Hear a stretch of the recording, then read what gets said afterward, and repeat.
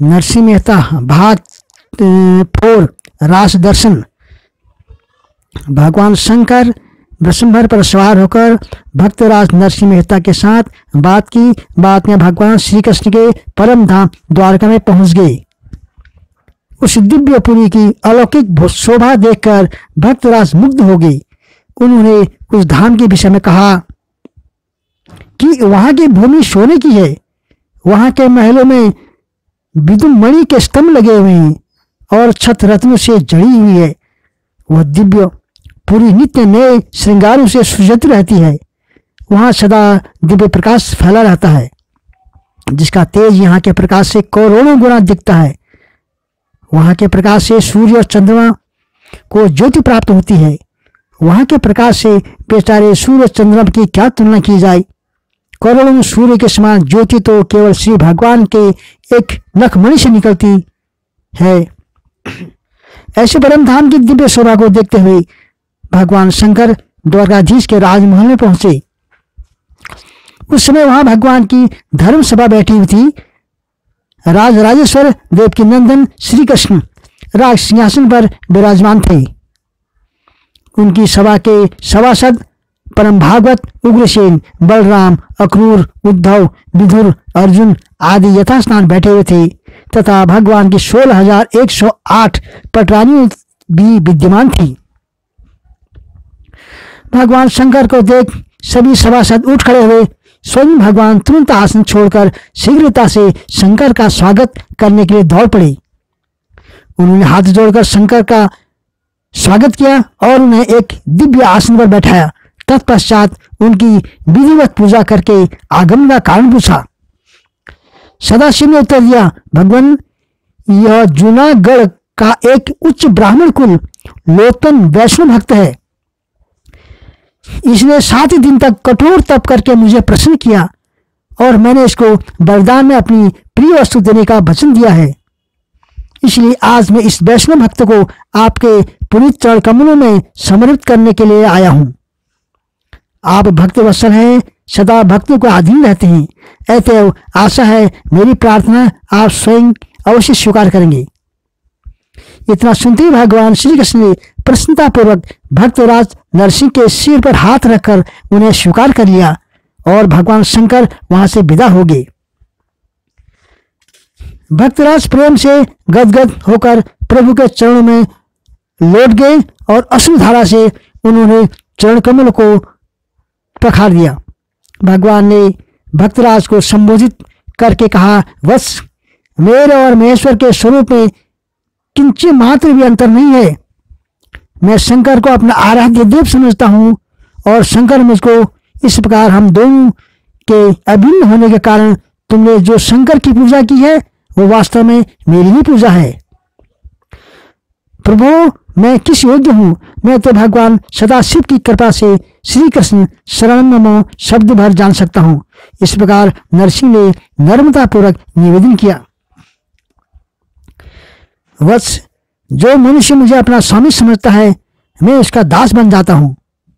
तुम्हारी नैष्ठिक भक्ति देखकर आज मैं अत्यंत प्रसन्न हुआ हूँ। इतना कहकर भगवान नरसिंह को अपने अंतपुर में लेके गए और उन्होंने अपना सारा वैभव नरसिंह राव को दिखाया। उस समय से नरसिंह राव स्वयं श्री भगवान के सेवा में रहने लगे। उन्हीं दिनों शरद पूर्णिमा का समय आ गया और श्री धाम में उसकी तैयारी हुई। तत्काल वृंदावन की तरह सुरम्य रास मंडल तैयार हो गया और 16,000 सहस्त्र गोपियां और इतने ही भगवान के स्वरूप प्रकट हो गए। उसी समय भक्तराज ने भी गोपी भेष में अपना राग छेड़ दिया। वो भगवत गुण गान में एकदम तल्लीन हो गई। उनके इस भाव को देखकर गोपाल अत्यंत प्रसन्न हो गए और उन्होंने पुरस्कार में भक्तराज को अपना पीताम्बर ओढ़ दिया। उसके बाद श्री भगवान ने शंख ध्वनि की और रास शुरू हो गया। भगवान ने नरसिंह के हाथ में दीपक देकर रासमंडल के बीच में खड़ा कर दिया। भक्तराज रास देखने में तन्मय हो गए। अकस्मात दीपक की जलती हुई शिखा उसके हाथ से वस्त्र में लग गई। बस उनका सारा हाथ दीपक की भांति जलने लग गया। हाथ ही मशाल बन गया, परंतु भक्तराज को इसकी तनिक भी सुध न रही। उनका मन तो श्री प्रभु के साथ एक हो रहा था, शरीर के साथ उसका कोई संबंध नहीं था। अतः वह एक भाव से अंत तक रास दर्शन करते रहे। उनका चित्त एक क्षण के लिए भी विचलित नहीं हुआ। अंत में रासलीला समाप्त होने पर स्वयं भगवान की दृष्टि नरसिंह मेहता के जलते हुए हाथ पर पड़ी। तुरंत उन्होंने आगे बढ़कर हाथ की आग को बुझा दिया और प्रेम से हाथ फेरकर उसकी सारी पीड़ा दूर कर दी। भक्तराज इस तन्मयता को देखकर रुक्मणी आदि महादेवियों को बड़ा आश्चर्य हुआ। माता रुक्मणी तो प्रसन्न होकर अपना हार ही उतारकर भक्तराज को पहना दिया। भगवान ने भी भक्तराज की बुरी बुरी प्रशंसा की और भक्त नरसिंह को मेरे समान जानो ऐसा कहकर उन्हें अत्यंत सम्मान प्रदान किया। इस प्रकार आनंदोत्सव, भगवत दर्शन और भगवत सेवा में नरसिंह को प्रायः 1 मास भी दिया, परंतु उन्हें यह समय एक निषेध से अधिक नहीं मालूम हुआ। एक दिन वह बैठे बैठे भगवान की चरण सेवा कर रहे थे। अचानक उनका ध्यान अपने सौभाग्य पर और वो सोचने लगे, आहा मैं धन्य हूं जो मुझे साक्षात लक्ष्मी था देव मुनियों को भी दुर्लभ भगवान की चरण सेवा करने का सुअवसर प्राप्त हुआ है, परंतु ऐसा सौभाग्य मुझे अपनी भौजाई की कृपा से प्राप्त हुआ, अतः मुझे उन्हीं का उपकार मानना चाहिए। भक्तदास इसी विचार में डूबे हुए थे कि एकाएक उन्हें भगवान की वाणी सुनाई पड़ी। उन्होंने कहा, वत्स तुम्हारी सेवा और एकांत भक्ति में अत्यंत प्रसन्न हूं, कहो तुम क्या चाहते हो।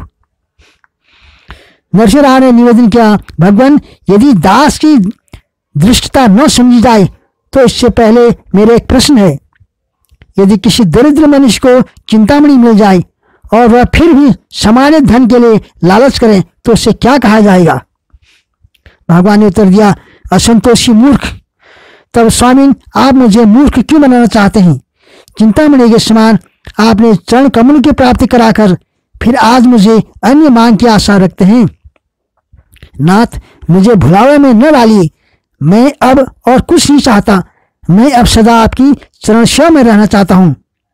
नरसिंह राव ने नर्मदा पूर्वक कहा, बस तुम्हारी निष्ठा धन्य है, परंतु जगत में प्रत्येक गृहस्थ के ऊपर 3 प्रकार के ऋण होते हैं। पहला ऋण स्त्री पुत्रादिका, पहला ऋण है स्त्री पुत्रादिका, दूसरा पितरों का और तीसरा देवों का। मनुष्य गृहस्थ आश्रम को स्वीकार करके जब तक उन ऋणों से मुक्त हो जाता है तब तक उसे पुनर्जन्म धारण करना पड़ता है। अतः मेरी आज्ञा से मृत्युलोक में जाकर तुम इन 3 ऋणों से मुक्त हो जाओ, भगवान ने कहा। नरसिंह मेहता को यह सुनकर बड़ा दुख हुआ। भगवान से अलग होना उनके लिए असहनीय था। अतः उन्होंने सजल नेत्र से कहा, प्रभु आपके चरणों की धूलि प्राप्त होने पर भी क्या कोई ऋण शेष रहता है। नाथ ऐसी आज्ञा देकर आप पुनः मुझे संसार में न फंसाइए। मैं संसार से तृतिश होकर आपके चरण में आया हूं। आपके चरणों से विमुख होकर मैं पुनः संसार के व्यवहारिक कार्य में नहीं फंसूंगा। भगवान ने कहा, भक्तराज सत्य है, मेरी शरण प्राप्त होने पर जीव तमाम ऋण बंधन से मुक्त हो जाता है। तुम भी अपने ऊपर कोई ऋण न समझो, पर लोक संग्रह के लिए जो ऋण से मुक्त होना ही चाहिए। तुम जाओ, सब काम मेरी पूजा समझकर करो। साथ ही मेरे विग्रह भी उनकी भी अर्चना करो। तुम्हारे जैसे एकांतिक भक्त के लिए यद्यपि मूर्ति पूजा अनिवार्य नहीं, फिर भी मैं तुम्हें ध्यान पूजा करने के लिए अपनी प्रतिमा देता हूं।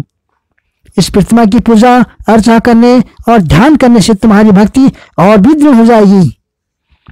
साथ ही यह करताल भी देता हूं।